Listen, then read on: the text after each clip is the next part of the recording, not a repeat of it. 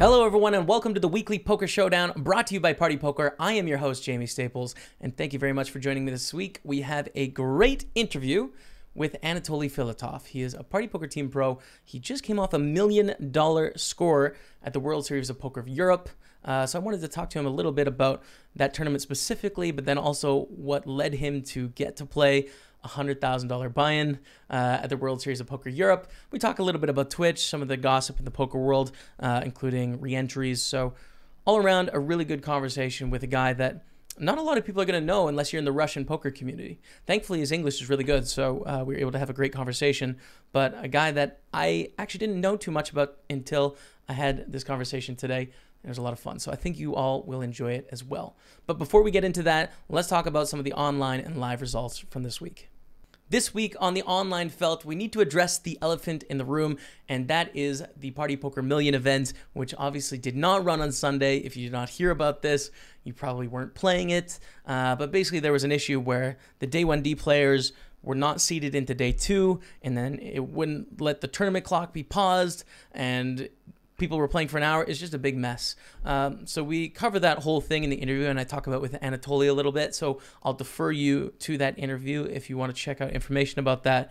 But you know, it will run next week, and we'll hopefully we'll have a winner to report next Sunday. But other action on the online felt, we had a winner by the name of Patrick win $40,000 for winning the 1K Masters on Party Poker. So that's a pretty sick screen name. Not a bad one. Patrick, I like that. Also, well-known pro and November 9er Spacey FCB was runner-up in that event. So, Gigi to him. And the High Roller Bounty Hunter, a player by the name of I Run So Good. I love that screen name. Took that down for 41,000 total, including bounties. I wish I ran good on Sunday, man. I mean, I'm not whining about my whole career. I'm just talking this past Sunday. I was so close. I was so close. Painful. I'll get him next time. Over on PokerStars, we saw Benapart from the UK win the $109 Sunday Million for $119,000. So congratulations to Benapart. So we've covered the online results, but this week was really a lot about live poker. There was a ton of live results, and we have a lot to talk about. The first we want to cover is the WPT Montreal at Playground Casino. I love playing this event. I love this casino, so I was really sad I had to miss this one. But Twitch calls, so that's okay. I didn't get my chance of winning it, but congratulations to Jeffrey Hume, or Hum. I'm sorry, Jeffrey. I'm not sure if it's Hum or Hume, from Halifax, Nova Scotia, so a local Canadian, taking down the event for $500,000. Absolutely amazing result with a 1,109 player field as well. 3.3 million in the prize pool. Congratulations is in order for Playground Poker. I mean, definitely the leading poker room in Canada, and they don't seem to be slowing down anytime soon. So that's really exciting for my home country. Congratulations to Playground as well. On the other side of the world, we had the Wsop Europe wrapping up. Two notables to mention. The first one, Daniel Negreanu is the World Series of Poker Player of the Year.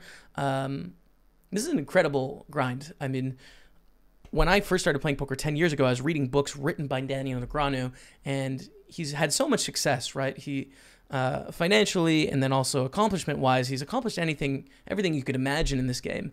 So for me, when I see him continue to show up and play his heart out, even in, you know, like small events for him, $600 events, $1,000 events, I just think it's very honorable, and I really look up to how hard he's worked. So a massive congrats to him. Whether you like the Player of the Year system with points, I know there's been a lot of discussion about that.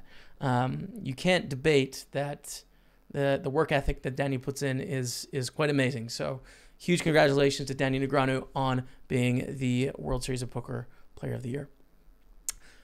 Second piece of news, and a good one for my team. Team Party Poker Pro Elke has won his second career WSOP bracelet. He beat a massive field of 2,738 entrants to claim 190,000 first place prize, first place prize. Another guy that I was watching play poker a decade ago when I was first getting into it, and still winning bracelets today. So absolutely amazing, well deserved. Congratulations, Elke. The last thing I want to touch on before we get into the interview with Anatoly is some party poker news. Now, we talk about the million event in the interview, so I'll leave that. But we have another promotion going on this week, which is 500K Spins Storm. Basically, how this works is there's going to be a leaderboard for 3 different buy-in levels on the spins on party poker. So from 25 cents to $3 is a leaderboard, from $5 to $20 is a leaderboard, and from $50 and up is a leaderboard. And at certain times, 8 GMT, 8 a.m. GMT to noon GMT, there's going to be a leaderboard run where you get points, and if you place in this leaderboard, you are going to win tickets. So $500,000 is being given away in this, which is pretty amazing. If you like spins, this is going to be a good time to play spins. Also, there's going to be a free roll every Saturday. This is at 1700 GMT. And basically, there's a bunch of spins ticket given away as prizes. So that's where the $10,000 is made up of. First to 10th place gets $250 spin ticket. 11th to 30th gets a $100 spin ticket, etc. All the way down to 1,155th in this tournament is going to get a $1 spin ticket. So that's a free roll. That's free money. I haven't even registered this one, man. You know, like I'm going to be playing some big events, but I kind of want to flick this one in on the side. Make sure you go check that out. You can go to the partypoker.com website or wherever country you're from and check out the spins promotion because I think it's some pretty good value. So check that out. But now, without further ado, let's hop into the interview with Anatoly. Joining me this week on the podcast, we have Anatoly Filatov. I think fair to say at this point, Anatoly, a legend of the game, and coming off a huge result in the Wsop Europe, a third place finish for just under $1 million, right? Or under €1 million. Am I right on that? Exactly. So I wanted to start off the conversation. I mean, this is the elephant in the room. What was the tournament like? Third place in a $100,000 buy-in at the King's Casino. Walk us through. Hello, everyone. Hello, Jamie. Yeah, that was one of my best experience in super high roller tournaments, and I had only one bullet in this one, so it was 72 entries and a lot of good players and some recreational players too. The bracelet on the line, so.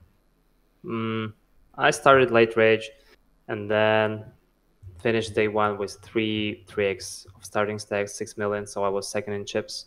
Munich also had the same stack, but then we started to play day two. I had a great table with Daniel Negreanu on my right and Filatov on box number one. It was so fun.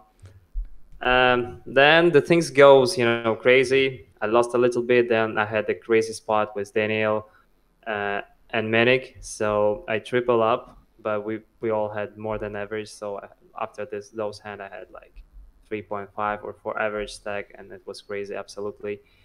I had a bottom set, and they both had top 2 pair on King 9-7 with the flush draw. So after that, I put a lot of pressure on the opponents and run really, really well. So was a chip leader for like the whole tournament till the final table. Then I lost a huge flip to Jean-Noël Torel, just top 9. I had pocket queens and he has ace king. And the guy, the short stack had like pocket eights. It was a crazy hand. So I opened 2 bigs, short stack 5 bigs, just shove. And Jean-Noël Torel just pushed all his chips into the middle. I called. I think that was the right decision. So the flop came queen, 8, jack, whatever. And then Jean-Noël said 10. And 10 was coming. So I lost this one. We backed to day 3 to the final table. I still was chip leader, like 40 million with the average of 18 million.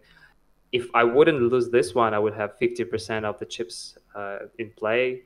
That sounds crazy, especially in this high buy-in, but it is what it is. So we started the final day. It was a nice table. We had a lot of fun and all short stacks. They just busted first. Usually in these tournaments, it's always short stack doubles, then other guy doubles, and it can get crazy. You could be the chip leader, then you busted. But this one, the short stack, just Filatov busted first. Right. Then he shoved ace-5 offsuit. I was questionable in my opinion. I don't remember how many bigs he had, but okay. Yeah, I wanted to ask about that, like having Filatov and Daniel Negreanu on your table on day 2 before you get to the FT. That's to me those two. I mean, you throw in Phil Hellmuth and it's like you have the 3 most iconic poker people ever. You know, that's got to be weird. That was cool. I liked it. And actually, Phil was in a good mood. He even smiled. So yeah, I told him that. We had a lot of fun. We had Sam Grafton too, and Sam had some jokes. He said, like, so Phil Ali won 2 pots. He had like aces over kings against Munich for a huge stack, and then he had like set of jacks on ace jack deuce board whatever against ace jack. So he busted one more guy, and Sam Grafton said, "Wow, that's amazing! How can Phil Ivey outplay people?" So we had a lot of fun there. And then Daniel put his camera on Phil and started to ask him questions, made his video blog, and what else. So we had a lot of fun, a lot of good tables. And yeah, I'm glad that I played with all these legends. Actually, I already played with Phil before, and I busted him in my first super high roller tournament in Macau, 2014. I even remember the hand. I think it was like 5 deuce suited against 4 queen 4 suited or something like that. So we played button over a big blind, crazy hand, and I busted him. So right, that was cool. That's amazing, awesome. Okay, so you get to the final table, lose the big flip the day before to not have half the chips in play, but you're still chip leader, and then Phil busts in 8th. Yeah, then Phil Ivey busts that other show stack. I think that was Daniel. Or maybe Oli Shemian. I think Oli Shemian busted after. I bust him. And then the Daniel busted, or maybe like Daniel was first. I don't even remember. So, and then we start to play this crazy game when everything can happen. So I tried to play solid. I didn't try to put too much pressure on the opponents because they were very solid. And I was a little bit card dead in the middle of the tournament. So I couldn't even play one hand. I didn't like how I played few hands, especially against Fogelsang when I decided to turn to bluff my 9-7. Actually, I shouldn't open this hand, but I was scared that I decided to play and whatever. And then I decided to turn it to bluff on the river, and he hits a nuts flush. But even if he wouldn't do that, he may probably call with a lot of hands in his range. So it was a bad bluff. I didn't lost a lot, but then, you know, things start changing. But we played, so Marius busted Phipps, and then Christoph played a few interesting spots against Jean Noel and against the champion Wei Lim, and he busted, and then we get 3-handed. I was like shortest, but not really short. And with this structure of the tournament, when you post the big blind and big blind ante, like the same as big blind, it's going crazy. I don't really like this structure because, you know, you're not that deep enough to play this one. So I'm not sure how should you play your ranges. Can you use limb strategy and whatever? I'm not sure we should.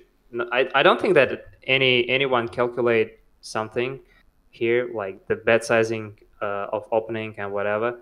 So I'm new to just that. So I understand, because I've never played a format like this. So you're 3-handed, and the big blind publishes the antes and the big blind, or how does it work exactly? Yeah, exactly. Yeah, so the you big post blind, big and blind, the and then you post the ante that is the same amount as the big blind. So that's a lot of money going in the pot out of position. Exactly. You know, and even if you have like 46 big blind or 40 big blind, you play twice more expensive.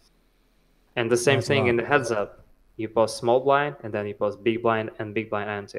And what does the small blind do? I mean, that's tough. Well, I guess with the ante, it doesn't really change the math, but it's still, it's pretty intense. I don't think you have to have the folding range in the heads up here, but I'm not sure. Maybe you should open like with a bigger sizing, but then I don't know how to adjust there. So before that, I was in a heads up on the Caribbean poker party, like in Dominican Republic, against Andre and Mateo. So we play heads up, and I felt like, I didn't like the structure. So I felt I didn't feel good. Right. And actually I played a heads up in Brazil, the 10K tournament. It was the same, and I was shorter than my opponent, Nolet, Guillermo Nolet, and he won like very fast.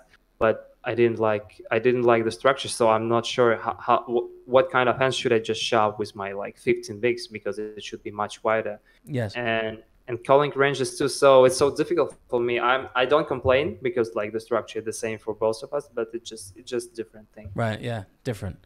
I mean, you've just listed off like 2 heads-ups and a 3-handed in a Wsop Europe. I mean, that's not bad, man. Not a bad Oh, little that's run. cool. Yeah, I like to lose heads up, so Yeah. it's okay. So I mean, €1 million ish. I mean, incredible result. Congratulations on that. How was the rest of the World Series of Poker Europe? I know you got 16th place, right, in the main event. I started with the WSOP circuit main event, like 1700 buy-in. So I made day 3 online through Party Poker. So that's why I came to Rosbarev earlier. So it was 70 left. I played till top 16. I lost a few pots, like I chopped ace-9 over ace-5 and whatever. So I busted 16s, and I was a little bit upset, but I was, I didn't play live for a long time, so I really enjoyed this time. And then I played 250. So in this tournament, I spent only 1 bullet again, and I busted on 10th place. It was 5 places paid. But Right. yeah, I lost the big hand against Ryan Reis, queens over ace-8. So yeah, I busted. Then I played 25k, 3 bullets. I lost to the champion. Ace queen over ace-5 suited. It was 3-way all-in. Like I had ace queen, ace-5, and ace-3 suited, so I was a little bit ahead. And then I lost, and then Burns won his first bracelet for this series, and that is it. And then there was like this tournament. So I finished 3rd, and then I played main event, busted. Pretty good series, though. I mean, overall, pretty decent. It was a great result. And yeah, I'm satisfied with it. I'm not like completely satisfied because I finished 3rd and I started as chip leader and was Jean Noel, who's a recreational player. But I like that he made such a great result. He's a very nice guy. I just like Googled him, and like he invented a lot of good things. So that's good when you make the business, and then you can play poker super high roller, travel the world, and that's a cool thing for all of the players. That in my vision, that's how I see the poker recreational players. They just enjoy the process, and they don't care about the money, and and every person on the table is very friendly for all recreational players. And I think like even if someone make mistake, like put the wrong sizing or whatever, he can change his mind. No one mind. It was one spot when Jean Noel or someone, or maybe Paul Fua, he made the wrong move like occasionally, and we all were like, okay, if he just changed his mind and raised less. So Right. I think this is a good atmosphere there, and we can accept, like the regular players can accept this, but the tournament director said the bet should stay, but whatever. Right. Yeah. Well, I guess it's a little bit different too when it's like the World Series of Poker is on the line, and there's bracelets on the line. There's got to be some sort of standardized rules just because of the integrity. Yeah, I mean, of whatever the it's bracelet not really is, right? fair if some players have like, benefits or whatever. But in this tournament, when everyone knows everyone, we can afford ourselves to do that. So we just should stay friendly to amateur players. Well, I think we've seen that in the Triton series that recently has sort of taken off over the last couple of years. We've seen a tournament series that really caters towards recreational players. And if someone like you said, if they make a mistake, like no one has an issue. It's like, all right, it's recreational player first, which I think. I agree with you. I think that's the right approach going forward. That's a good thing. And I like the atmosphere there. There is no, bullying or whatever, no tricks. And even all the regs, we had a lot of jokes. So it was cool. I liked it. Great. Even the pressure is big, but we still could have fun. When I busted in 250K, it was okay. I can take it. That's great, man. I mean, I want to know about how did you get to this place, right? Because I know you from Twitch primarily. I originally heard of you when I stumbled upon your stream, and you were streaming, like a bunch of the 215s and some of the 530s. And at the time, I was like, oh, damn, these are some boss stakes. Like, this guy knows what he's doing. So I really looked up to you when you were streaming on Twitch, like all the time as I don't stream like a lot. I don't stream a lot now, but I started. Well, when did you start streaming? 5 years ago, just over 5 years. Yeah. Oh, that's pretty close to mine too. So I started 2013. Wow. Where did you stream in 2013? It was like Russian site goodgame.ru. Right. Then I moved to Twitch. Then it was YouTube. So I started 2013. That's amazing. And was there quite a big community in 2013 that were Oh, watching? it like, was completely different. Yeah. Yeah. So I was streaming mostly on Stars at this time, and then I get viewers. So I became more popular. My results get better because I put a lot of work on my game there. And then 2014, it was a great year for me. The first like great year, I guess. So I was like the best Russian player 2014, the best European player. I hit a lot of good scores, my first big wins in live poker. So after this year, I became the ambassador of Russian poker site, like PokerDome, the other poker room. Mm-hmm. Then for this year, I was an ambassador. Then the contract get finished. Then I was streaming again. I streamed for some different sites. And then when Party Poker decided to expand to the world, they came to Russian market and they asked me to stream a few times and came to Sochi to play the tournament. And we had a good meeting with Tom. We spoke a lot, and I liked what he said about the goals and the aims for Party Poker for the next 5 years and whatever.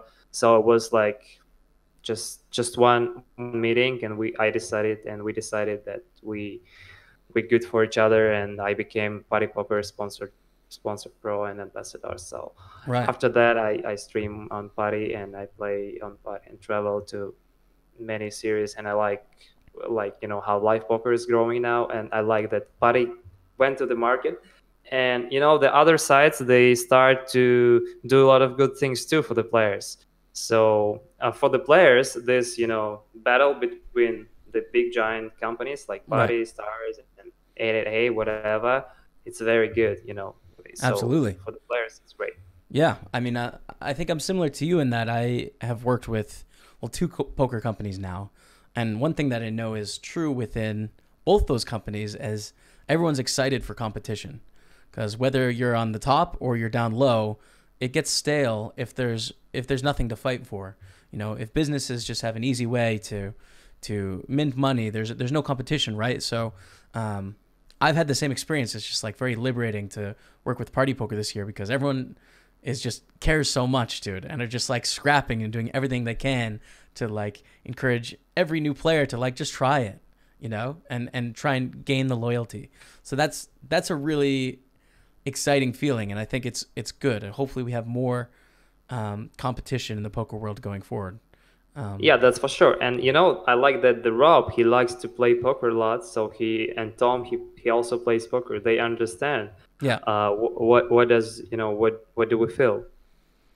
That's why they do a lot of good things. And Party Poker I think that Party Poker buy like the loyalty too, because we just expand so much money into the tournaments, into some PPL stuff and live stuff. So. And it's a good time for players to make extra money from this too. Yeah, absolutely. I agree. We almost lost Tom this summer, man. I thought he was going to win the World Series of Poker main event. I was like, this is it. He's gone. Like, he's just going to retire on the $8.5 million. And like, what are we going to do? No, he couldn't quite get it done. He's still there. Yeah, exactly. So can I take it back even a little bit more to like the very beginning? How did you find the game of poker? Like, what were the first steps? Oh, that's a question. I don't even remember how many years ago I started. So I was studying in the university. I'm 31. 31. Okay, looking good, man. I wouldn't give you a day over 25. Thank you. So I started playing on the university.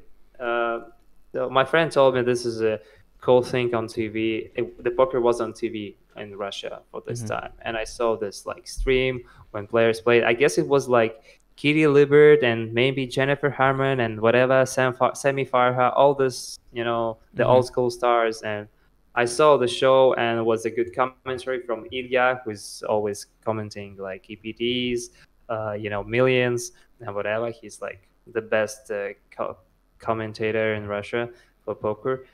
And then we started to play on this small Russian site for like $2 and whatever, and then it goes, more and more. I get involved deeper to that, and then I just played a lot. I played sit and goes, then I go to the tournaments.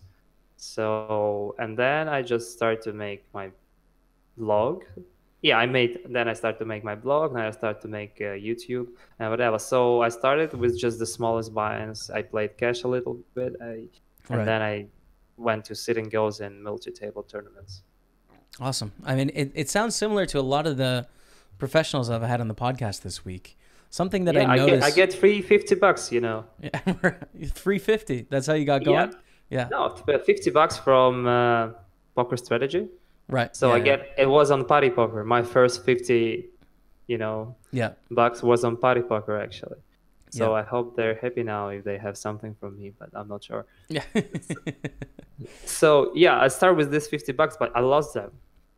Right. And then I started with other $50 and whatever. When I won my first 5K, it was $5 buy-in tournament. Right. I was so happy, but then I lost 4K. But for this time, I didn't even know how to withdraw the money. Right. It just wasn't on my account, so I didn't know. Yeah. And then in one year of like serious game, after the 1 year, I guess I went to the World Series. Really? So wow. Yeah. And I lost a lot there. Okay. Zero cashes, bro. Zero. Can you imagine? First 40 tournaments, first 40 live tournaments, 0 cashes. I was so bad. How do you ever play again? 0 for 30. How? When you start losing and you like the competition, so you have to continue. Okay. All right. That's counter to me. I feel like I would just like hang up the gloves, so to speak, and just be like, all right, well, it's not for me. But you saw it through, and good thing you did. That's it. Yeah, that's cool. I think something that correlates to me in hearing the stories about how you started is almost everyone I've talked to on this podcast so far has spent a lot of time. Time seems to be the metric when you start your poker career. You need to play a lot. You need to work on poker a lot, and you can sort of improve. I was obsessed with that. Yeah. I was obsessed with the game. I could play like the whole night. I read all the book that I found. I saw all the videos, whatever. So I was obsessed. I saw the High Stakes Poker Show. I think this show was one of the best. I liked the Thompson one, how he played. I was dreaming. Like Daniel Negreanu was there. Actually, he was like 26 or something. So young. And now we can play, on the same table and have fun. Yeah, that's pretty cool. Who was your favorite when you were coming up? Like, who did you idolize the most, do you think? I didn't really idolize any player, but I think that I liked how Thompson played. I liked his crazy bluffs because I like to bluff too. Right. And he bluffed a lot, and it was crazy. It looked so crazy. I remember a lot of hands, and I like when he played against Patrick Antonius or Phil Ivey, so they all like to bluff. I remember like crazy bluffs, and for this stage we played completely crazy. We didn't think about the ranges. We just like 3-bet all the time. Yeah. Ace, deuce, offsuit, whatever, any positions, just 3-bet, bet. Bubble, we didn't care about the money, so we made lots of mistakes, but we were winning players.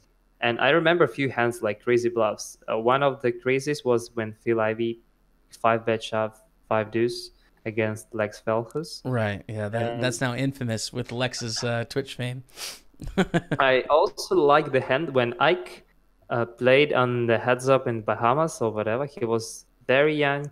Mm-hmm. And was like 5 high on the river, and he just like bad raise, and he just shoved or something like that. It was so crazy, and of course Tom won. Yeah, have we lost that? Because you don't see those plays anymore. Are we past that? Yeah, we passed that. And I like how Dario Minieri could like 5-bet shove 4-5 suited on the World Series, but now this time is gone. Poker changed. Yes. All players start to play better. We play our ranges. It just, the 4-5 suited is just out of your range. So that's why we don't see the solvers and things. Is that sad? Like when I think of poker, and I think a lot of people think of poker, they think of the heart, You have to have the heart and commitment like Tony G to like put it all on the line in a spot. And now we're thinking about ranges and sort of being balanced. And And in effect, we are never putting it on the line. We're always measured. We can put it. You still can put it if you play against True Teller in Right. cash Okay. games or Okay. against some other guys. They, when I see their hands, I don't understand. They just on other level. Mm. So it's just like the higher level now. Like MMA. When UFC started, it was crazy. But now all the fighter, they know how to wrestle, how to hit, how to kick, how to they Right. have to know everything, jiu-jitsu, whatever. And poker the same. You have to know, especially the tournaments. You have to know all the stuff, how to play with a short stack, out of position, in position against cheap leader. So it's just the new level, and I like it. Right. Yeah. Good. I like that perspective. So what's next for you in poker? You just hit $1 million score, right? So what sort of things are you working towards and trying to achieve? I still dreaming about the bracelets. So that was my first final table on the World Series. Before that, I was in Vegas maybe 9 times, and I Mm-hmm. didn't have any final table. Right. That is ridiculous in my opinion, but I'm still trying to reach the final table in Las Vegas. This summer I was pretty close. I busted on the 10th place in 10K Turbo, and I busted 11s in 5K Turbo, the first and the last tournaments that I played. Right. And I lost like 70 to 30 both of the time. So I was pretty close to the final table, and now I made the final table, and the next goal is the bracelet. Right. Awesome. Well, I wish you best of luck on your journey to get it done, man. Thank you. And actually, you said that I won. I just scored $1 million, but if you compare it to the buy-ins, it was like 9 and something buy-ins in this tournament. When you compare it to the buy-ins, it doesn't sound that crazy, right? Right.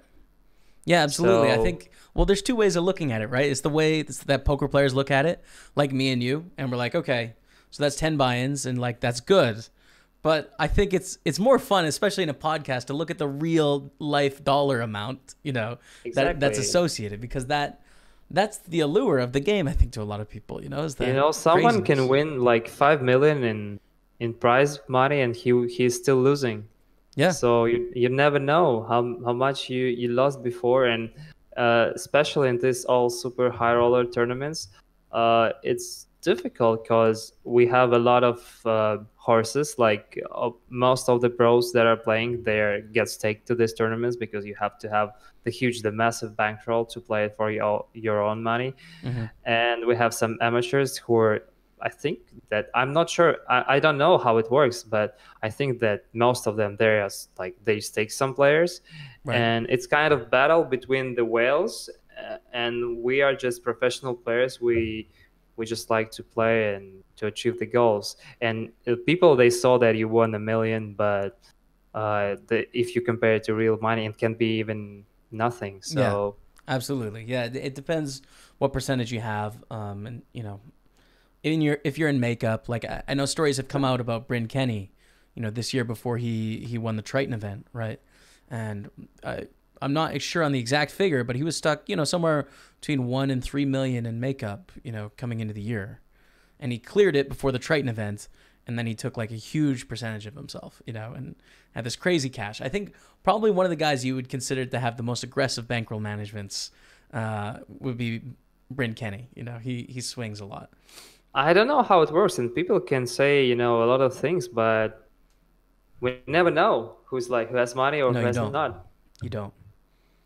I don't think it's a So problem. I think it's just part of the game, the mysteriousness of what's happening in the high stakes yeah, that's world. that's good for TV. Actually, I was a GPL before. I participated as a manager, Mm-hmm. and the players we played, like good players, we played for fame, and we get paid by hour. And I think that this super high rollers, they're just, the idea is pretty close, because most of the players, they get staked, and they just play for like some amount of money, the expectation. And maybe in the future we will come back, and if we can sell a lot of pay-per-view or whatever to poker, some good players who really deserve it can play and with no risk, or something like that. Yeah. I think that could happen in the future. We just need sponsors. Yeah. Well, I think we need Twitch and YouTube. We need exposure to a lot of people that are interested in watching poker. And I don't know if that's going to come through television anymore like it did 15 years ago. But yeah, poker is a little bit longer than football game or whatever. So Yes. it's difficult to watch it all the time. But people who are really obsessed with poker, they love to watch the game. They can spend hours doing that. Yep, I agree. 100%. So wanted to bring up some poker gossip this week. Get your thought on this. I have a tweet here from Sam Greenwood. So Sam tweeted out this week. There's a discussion to be had about whether tournaments allow too many rebuys, but pros playing crazy to try and build up a stack is good for recreationals / one bullet entry people, and doesn't really happen at the highest stakes. So I'm reading this as Sam Greenwood saying people firing a bunch of bullets and trying to run up a stack is actually good for the recreational players and the one bullet people. What do you think about that? It's kind of, it has both two sides. So the one thing is that you try to avoid a lot of big pots, and they could win some big pots against you if they put enough pressure, and that's a bad thing. You don't want to make like hero call that you have to do, especially, and to bust, especially in the beginning of the tournament. The thing that they're making the prize pool is a good thing, but then Dominic Nietzsche, he made 7 bullets in this tournament. And, when he busted, I don't want him to re-enter because he plays very well. Yes. Even if he busts. So he has a lot of chances, to build the stack. I think, like, for some of the players, it's not a cool thing. But what I didn't register from the beginning because, like, I don't want to play 200 big blind deep against cash players. They will just try to bluff me a little bit more often. I don't want to, make some hero calls in the first level or whatever. Yeah. Me neither. So that sucks. Yeah, exactly. So I decided to jump in the late rage, and when I read the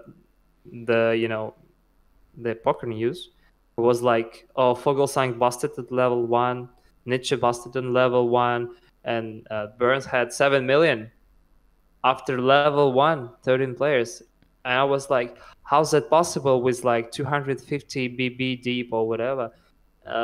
So in my personal opinion, I don't like that much. I think that we have to make like 1 or 2 re-entry or something like that. But in other side, if you run good, like I did, so I run okay. I try to avoid some big pots, but Alex Foxen made a big bluff against me. But I called him. That's why I had a stack. But yeah.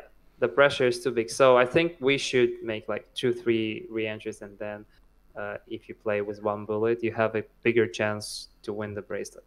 Yeah, I hear you. I think it really depends on the tournament for me, because I can think of my local casino having a $1,000 tournament, right? And people come from all around my province in Canada to come play this event.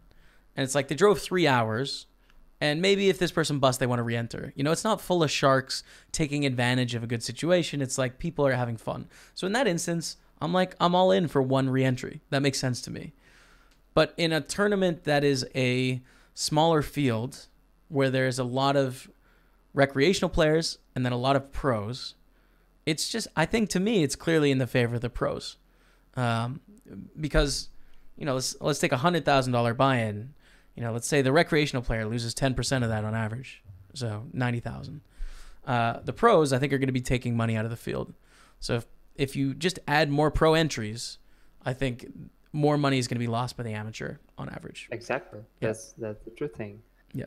But when Dominic busted 7 times, it was okay for me because the price pool getting higher.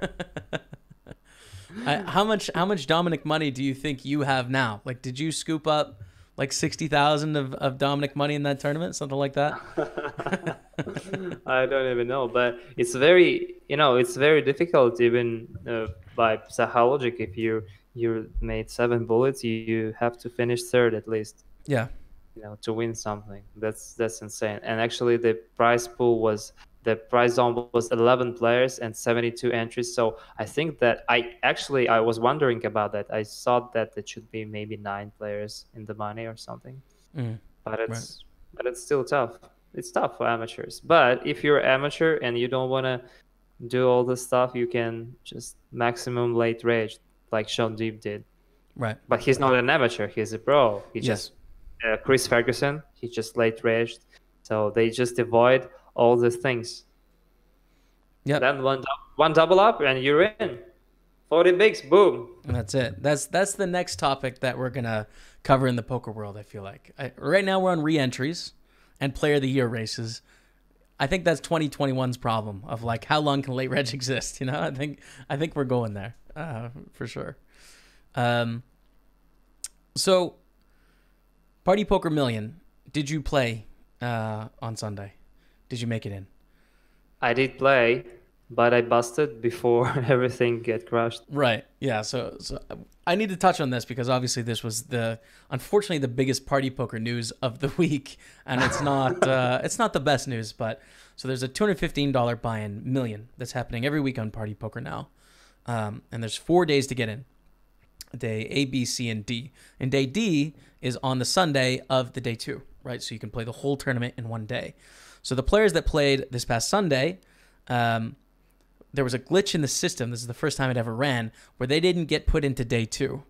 So that's obviously a problem. They've played day 1, like they've made it through to day 2. They're not in the tournament and it's started. And furthermore, the system wouldn't let Party Poker pause the tournament. So it was just running for about an hour before I was able to stop. There's players waiting to get into day 2. So it's just a mess, right? No matter what you do, you know, people are going to kind of feel bad about this. So the resolution that came down, I have it written down here just so that I make sure I get it right. So the players that played the first day 2 and busted, so if you made day 2, you get paid for your cash. So you got paid your cash out. That's on top of the prize pool. All players that were still on at the time of the tournament pause were paid the next prize rank up. So they laddered up. And then all players that made it through into day 2 receive a share of the 1 million guaranteed prize pool. 50% was split equally, and then 50% was split based on chip equity.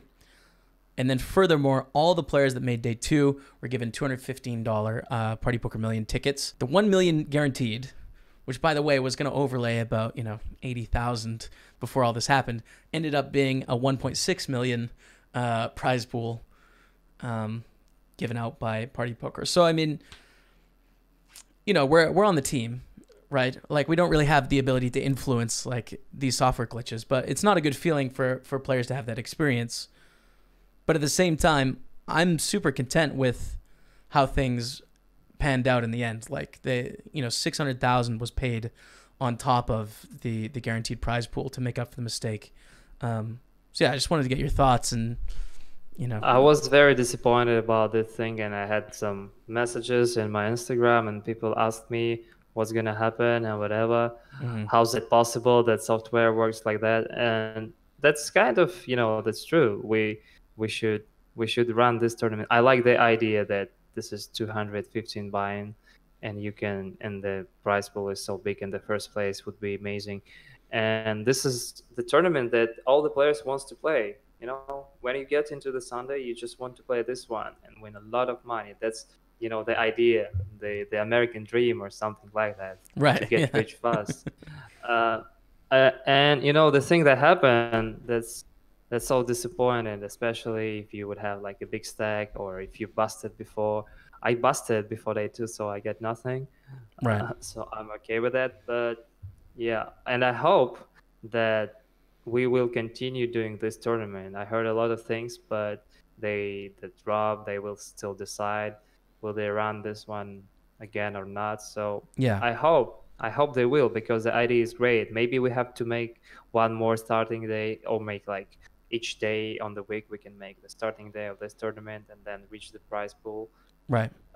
The idea is amazing, and I like the tournament, and I hope we not get screwed up again, and we'll play and the decision was amazing in favor to the players, because Party just decided to give away like 600 on top this is a huge amount. Yeah. So even overlay and this 600, that's insane. And I hope this tournament will happen again. Yeah, absolutely. There's something ever since the start of time, $215 buy-in, 1 million guaranteed. There's something prestigious about that. It's like it's in online poker's DNA. So this is like the news making. This tournament is a news maker. Yeah. Before that, it was Sunday Million with 215, the classic one. It became like the legendary tournament. Yeah. And we have to create something legendary on Party Poker, and everyone wants to win this tournament. My friend won. Some other guy won, and he said, "I won this tournament," and I was like, "Wow, that's cool." Yeah. Yeah. But I finished second once. Second place. Wow. Okay. Not bad. Yeah. So, anyways, I just wanted to touch on that. I had another question personally before we get into this live hand review because I'm curious on your thoughts on it. But I sometimes feel like the poker community, it's a global game, right? Like everyone plays from around the world, and especially streaming on Twitch, there's all these sub communities that I don't get to participate in because I don't speak the language, right? So I think there's a lot of English streamers and typically people from sort of Central Europe and Canada and even Central America. They'll watch because they can speak English, and there's not too many niche streamers that will stream in other languages because it's just easier in English to catch a large audience. But the exceptions are Brazil and Russia, and then to some extent Germany, where I think there's like pretty core communities for all of those places in the world that end up being like different and don't necessarily interact as much when it comes to content. So I wanted to ask about, what is the poker community like in Russia? What's it like on Twitch in Russia? And is there any differences from your experience, obviously interacting in both, being a sponsored player, in how things work in the poker world in Russia as opposed to like Central Europe or North America? That's a good question. Actually, I think that the poker community in Russia get changed. So it just became much bigger. And before that, it was the biggest forum. It was like a few biggest forums that people were like using: CGM, Gypsy Team, and Poker Strategy, I guess. Right. So the first two, they died, and Gypsy Team was the biggest one. And the community was it was still small, and everyone were like close to each other. We knew each other, like we started to travel all together or whatever. But now it just became much bigger. So I don't even know how it works now, and we have a lot of trolls on Twitch too. Right. I don't. Yeah, it's always like that. So especially if you have donations things like this. Oh yeah. Why you ask for donate, man? You just want a lot of money.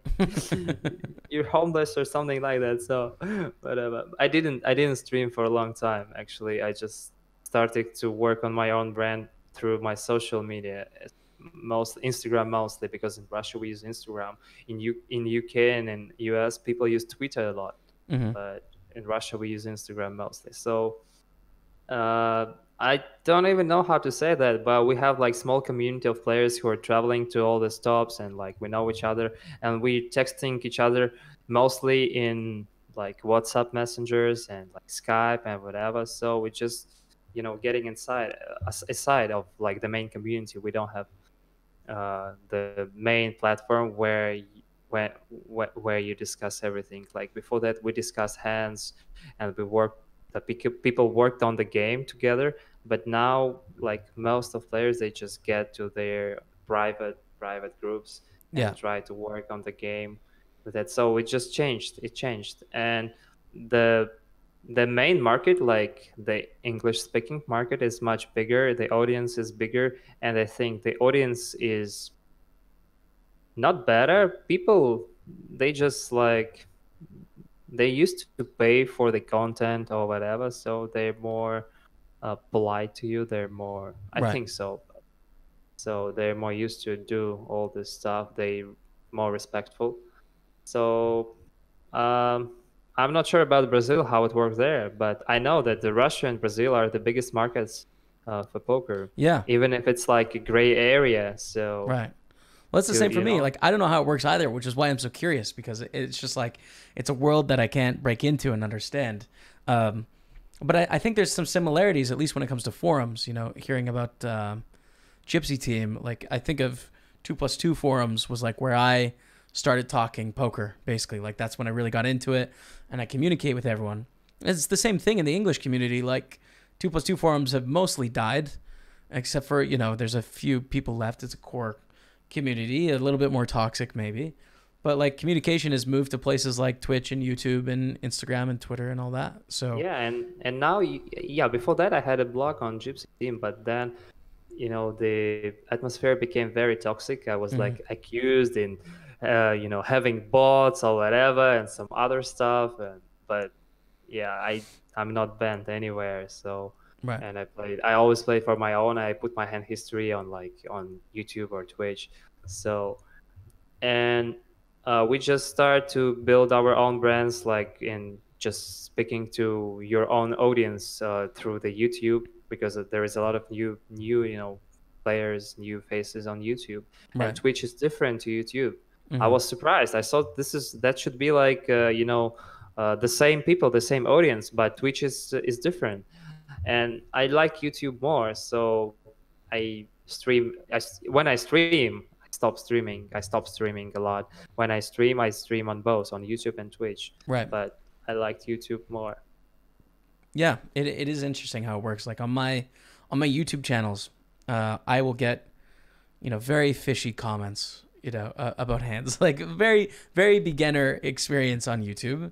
And then on Twitch, you know, it's your core community. Like you have some grinders in there that are like, you should maybe included a few more like folds in your range on the turn. You know what I mean? It's a very different experience on the two, but I think there's a place for both. So yeah. And actually, to build the community on Twitch, on YouTube, you have to stream regular. So that's the main thing. When you stop doing that, people just start to forget you, and maybe they will start to watch someone else. And actually, right now we have a lot of streamers. We have a lot of English-speaking streamers too. Like, it's not, you know, the big thing. A lot of good cash players started to stream. So before that, when I started streaming, just Rex told me that's a bad thing, because you're learning people. You know, you teach people how to play. That's bad for poker. That's bad for environment. Fishes, you know, became to a better players. So that's bad. They're taking your money. But now all these guys, they just start their own, you know, their own stream channels. And so on. And, you know, the things are different. We don't have to stay close, I think. Actually, because I was streaming before, I didn't participate in any group of people, you know, of players who worked, who had to work on their game. Right. Yeah. I mean, like I always found that mindset silly, because the way to grow poker is not to be quiet about it. Like you have to tell people it exists for the game to grow. You know, this is just the process that you cannot stop. It's prisoner's dilemma, right? Like if you don't share your thoughts, someone else is going to. And by the way, they're going to make some money off it too. So you might as well share your thoughts, because guess what? It's going to be out there. There's hundreds of thousands of us that play poker. Way too many of us think we're good. People are going to talk about what they think is a good thing to do and not a good thing to do. So get on board. And we've seen people do that. You know, you see Dominic Nietzsche, who's been talking about his new app on you know, video, Twitch. He's been on there, right? You see Goosecore streaming, you know, like you see some of the very best in the world sharing their thoughts for free on Twitch. It's like just 5 years later than when it started. 4 years ago, if you like think about that, it was like, no, that's not gonna happen. But then the Duck Bulk was like the first guy from like this high stakes game who started to do that. And after that, you know, he quit the poker and made even crypto channel too. So things are different. And now we have the Federer Hals made his like poker course, the Ben CB, like a lot of info. And you know, the best players, they start to win even more than they had to. So the best players, they're still winning, and they win a lot. Absolutely. You know, I was amazed this past Sunday playing poker at how great the games felt. I was just like, wow, I really genuinely feel like things are easier today than they were a year and a half ago. Oh, and by the way, all this stuff is overlaying by 5%.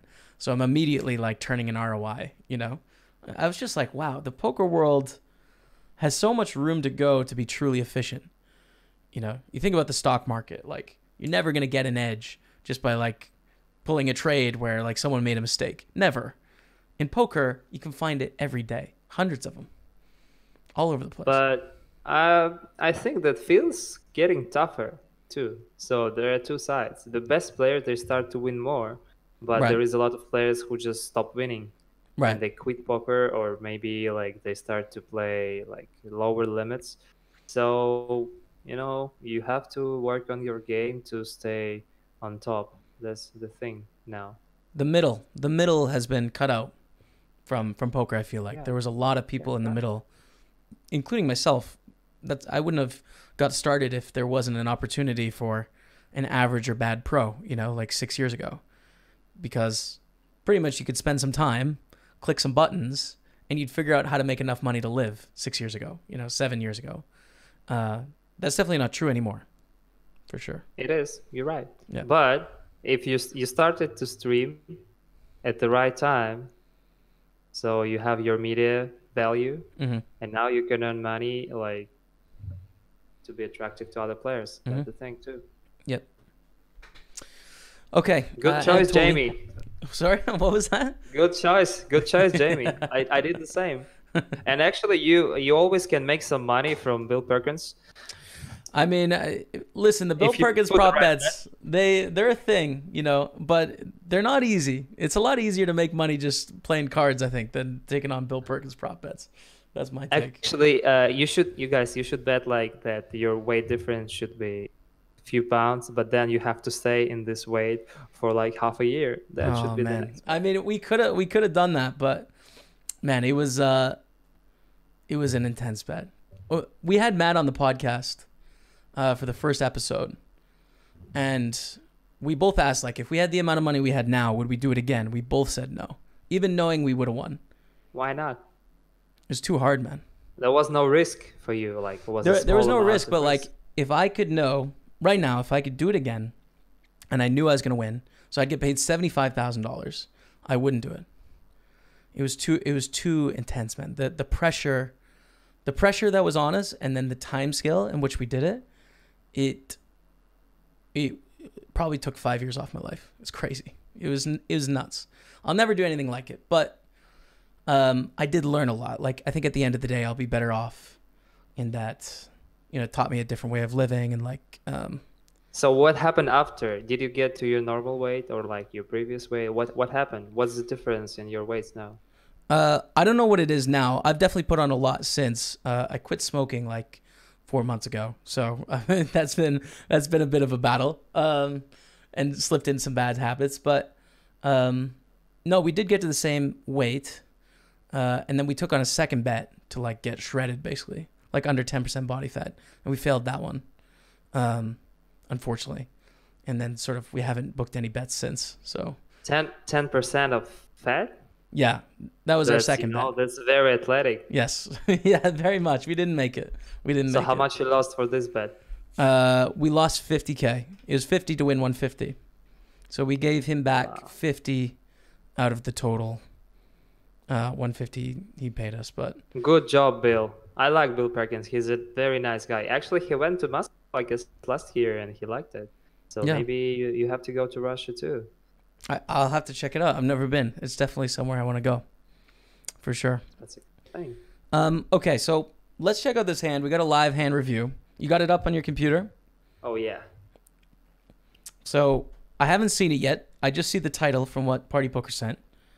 JC Tran and Phil Hellmuth. That's what we know. Sounds amazing. Do you have it ready to go? Yeah. Okay, in 3, 2, 1, play. Well, watch now. Now we're playing.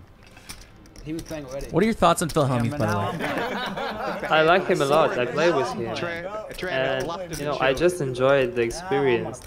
And actually, he was always friendly to me. On the table. Sometimes he picked the guy and he didn't like him. Right, right. And it's so interesting, you know, to see. But You want to play with me? With You me, got he was it, always my friend. okay and nice. You've And declared war. you know, I I'm like accepting your that terms. we have a lot of different characters on the table, and it's Yes. very good kind for of owning the himself game. here, And really, really with the speech.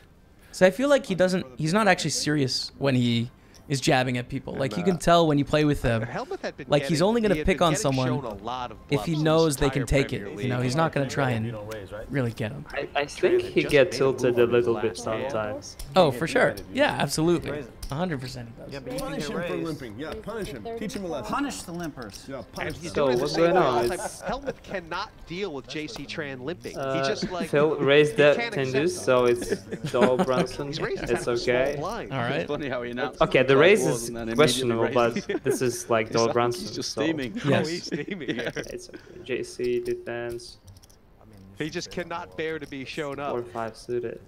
Now, of course, in Premier League 3, even though JC Boom. won, Helmet did make a couple of great reads against him, and I think he's just out to out. Okay, Great so bottom average pair. C-bet. Are you betting if you're Phil?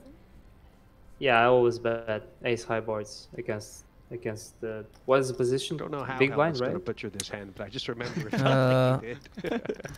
It's tough to say. We'll see in a second here. I mean, it's not a great hand to 3-bet with in the first place, is it? But Nah. you gotta bet the flop when you Especially do. against someone who's quite sticky like JC Tran. He's Uh-oh. going to peel you a lot when he doesn't Three bet and hit, a call. 7 of hearts. He's going to try and outplay you. He's not just going to give So up if he misses. JC has open-ended now. 4, 5, 6, 7. No. And Helmet's No. betting here. No, because just a he's gutter. behind Just a or gutter. because he- He's just betting to try and blow JC off like a type of hand he has. So, I or mean, you have, like, pocket Phil Helmuth, sixes or, 3-betting, pocket five C-betting, that he might have called with as well. betting the turn with a He deuce. obviously just expects Like, JC to okay, fold I don't know what those on the JC turn. Tran's doing here, though. He's intending to raise, I guess, but he might be raising And I or wonder just if- fold. Can you But sometimes I call think the here fold and is- try and win this on the river if you're JC? Actually, I like to call raise here, the yeah, flop. 'cause once you because call his again hand here, it has kind of a looks lot like of you have an ace. 4 or back 5. doors. Okay. And, Yeah. So if you it's don't, too let's say often, so you Helmut tries to accidentally get you off call, those big what do you hands. do in JC's spot here now on the turn? There are 2 options: to raise and to fold. But Yeah. going for the raise, does it make it feel more like a bluff to you? yeah, it feels more like a bluff, but Phil Helmut's the So- type of player that doesn't really do too much about it. He'll JC is It's hard to do. I mean, what do you do here with 10-2? he's raising, right? Oh, wow. Okay, he raises the turn. The delayed The amazing raise. thing is Tran can only get him off a hand like this. He must know there's a legitimate chance that Phil has something like this. Yeah. So Phil might be Steaming look. folding. You can just tell he's steaming off his face inside I mean, right now. he's played this hand. So Just, bad. you can't just a play fold like here. this against JC. There's no you can't reason, push JC you know, Tran around like this unless you're willing to shove it in, continue right? playing, Yeah. but, JC's played this hand really well. I think that JC should raise the flop. Right. He's representing I'd love like to see pocket what's going on deuces in and Phil's head right now in Well, his Tran's mind. going to show him, man. And after, maybe- like, He for has sure. to show after that table Why? talk, doesn't he? I don't even I'm looking know. forward to the Ace roll of the dwarf 9. needle too. Right. He might be raising ace 9 on the flop too, so it's just only pocket deuces. So we You just have know to it's cut some coming. of this hand, so it's pocket deuces or maybe ace 7. And this is a different genre of poker. Like, Even we're in though a JC was different not going to time win this completely Premier here. League, he did It's beat easy Phil for us to every say turn. now with our modern poker theory of the last 8 years. But at the time, Guess maybe a this was the bit kind of lower, poker that was played. It's just like, oh, I don't believe him. I'm going to float. Oh yeah, with I 4 or play. 5. I still play this. I Yeah. don't believe you. So Yeah. call whatever. Stop. Like 5 years ago, I played it more often. That's He the really thing. wants to Now, shove, doesn't he? Still, it's still Yeah, he like that. definitely doesn't want to fold after all that speech. And Come on, Phil. Let's he go. isn't too All bad. He in. obviously thinks that he could be. might Phil be is getting bluffed blocking here, so instead of he's having a good deuces. think about it. Well done. Oh, he folds. He even said nice move. Actually, the bet passed sizing it. of Tran's gonna show JC him now. re-raise was pretty small Watch Phil too. explode. So you know, nowadays, nowadays, no one. I'm really on tilt. You don't really play this way a lot. Right. That's a retro hand. Lots of guys Some retro saying players bluff, in there bluff, too. bluff, and then I mean, not that when I get all they their chips, don't play anymore, but you just don't see them on TV, you know? I would Like like, Unibomb. you know, to see this hand when Phil Helmut would have Ace Jack Right. and JC starting to re-raise small on the turn. Then he get called, and there is like the blank on the river. What might he do? Right. With Yeah, 4-5? absolutely. Especially with someone like Phil Hellmuth does have a pretty tight image, or at least he does to me, when I think about him. So, you know. And he could make a big fold too, so it's okay to bluff Phil. Yeah, he might just shove the river, so Phil would fold a lot of bluff catchers there. Serious question is there any TV equity? If you're on a TV show you know, and you get to play in these amazing games. Do you ever do something crazy just because you're on TV? Of course, you can have a sponsorship, like from Adidas or Nike or whatever. I don't really know. I think you have to play your ranges. But, you know, if you're working on your MIDI image or whatever, sometimes you can play the crazy small pot. Then people, you know, get tilted against you. I don't really know how it works nowadays. But if you play against the good regs, they don't really care about all the things. Yeah, I wonder how it worked back then in those games. Like, how many of those guys were thinking about that? About, like, the ability to get on TV games as opposed to just, I want to win in this poker game. I wish we could ask him 10 years ago. Oh, yeah. You know, 10 years ago was completely different. I liked how it was 10 years ago. Now the people are so serious. And, yeah, there is not a show anymore. Yeah. Yep. That's the way it is. Well, hopefully poker will continue to evolve. And I'm sure it will. We'll be okay. It'll work itself out. Will, you know, will last longer for sure. Yeah. We have, you know, live poker is great right now. We have a lot of people playing live tournaments and so on. So poker will continue living, I'm pretty sure. But maybe we'll change the format of the game or whatever. But we'll see how it goes. New innovations, you know, like the fast fold poker that we had. I remember when that came out originally on Full Tilt Poker. I remember that was amazing when it came out. You know, and then spins was a new thing. You know, neither of those are like the gold standard of a new era of poker, but they were cool. You know, we'll see. Short deck is a thing now. Maybe short deck will be the next thing. There might be more tournaments with the short deck, and you know, but this game is completely crazy. The equity is so close, so wow, that's big. But you know, Asian people they love to play short deck. Yeah, right. Leon loves to play too. He played. He won the 100K short deck. It was a small field there. He beats Phil Ivey, but then he played 50K short deck and he made 11 entries and didn't cash. So this game is completely crazy. Yeah, it's wild. Awesome. Well, Anatoly, thanks so much for taking the time to chat with me today. I appreciate it. I feel like I know so much more about you now. Oh, thank you, Jamie. Where can the audience find you? People listening to this podcast, if they want to follow your journey, playing the high stakes tournaments, playing some online, you know, what's the Instagram? What's the YouTube? Let us know. My Instagram is Filatov Poker, so you have to follow me. I put some nice stuff there. My YouTube is Anatoly Filatov. It's in Russian, so I am not sure it's a good idea to do that. But subscribe. I need more subscribers. So, and let's meet on all the live all the party poker live events. So I travel a lot. So right now I'm going to Bahamas. We'll play the crazy tournament there and 10K buy-in. I actually played yesterday online, but I busted, so I will try to revenge my opponents live. Great. Well, thank you so much, Anatoly, and until next time. Big thanks again to Anatoly for speaking with me for about an hour there. I think it was a great conversation. So make sure you guys check him out on social media and follow him, and let me know what you thought about the conversation. Before I let you go for the week, we got to do the hero of the week, man. Come on, our representative of the podcast.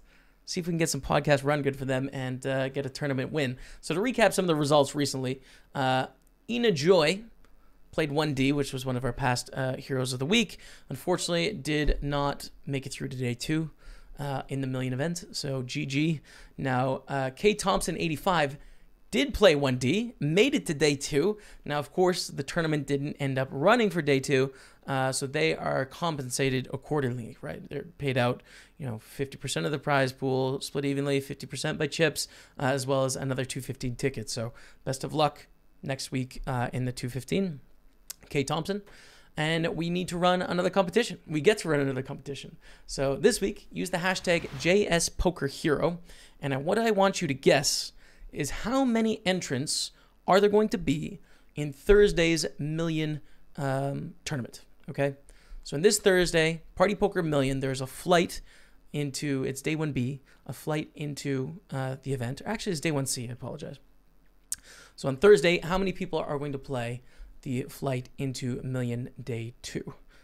Closest to is going to get a $215 million ticket, and you're going to get your shot to play and represent the podcast. So get your guesses out on social media. Again, use the hashtag JSPokerHero. That's all you got to do.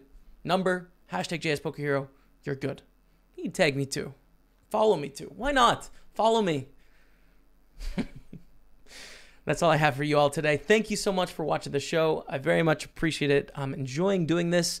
I'm getting better, I think. Honestly, I want to throw this out to you guys because I'm trying to learn about how to be a better interviewer and how to be a better podcaster. So please, seriously, send some feedback to me. What do you like about the show? What do you not like about the show? What could I do better? I know this is like breaking the third wall or something like that, but I'd love to hear from you, so please pass it along. Well, that's it for me this week. Until next week, we'll see you later.